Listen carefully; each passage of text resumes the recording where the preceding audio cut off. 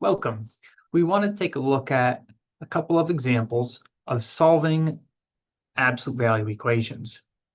Just a quick reminder, if we consider the absolute value of a number, say 3, the absolute value of 3 is exactly 3.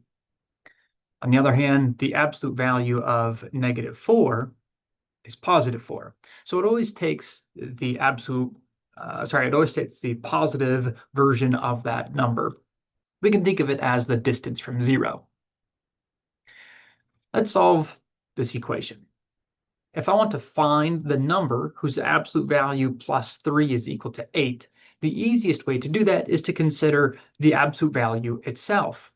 So I'm going to subtract 3 from both sides to find that the absolute value of x is equal to 5. That's no problem. We can certainly do that. Now, when we take the absolute value, we're just removing any negative sign if it's there. So our possibilities are that x was 5 itself to begin with, absolute value of 5 is 5, or x was initially equal to -5 because the absolute value of -5 is also 5. So these are our solutions.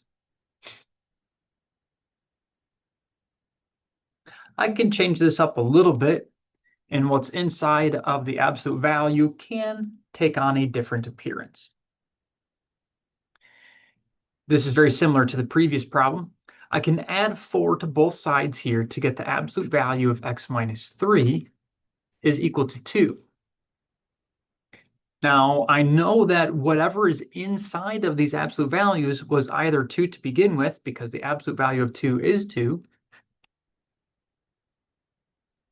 or I know that whatever was inside of the absolute values was equal to -2, because the absolute value of -2 is also +2.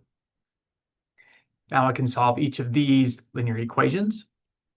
Add 3 to both sides here to get x is equal to 5, or add 3 here to find that x is equal to 1.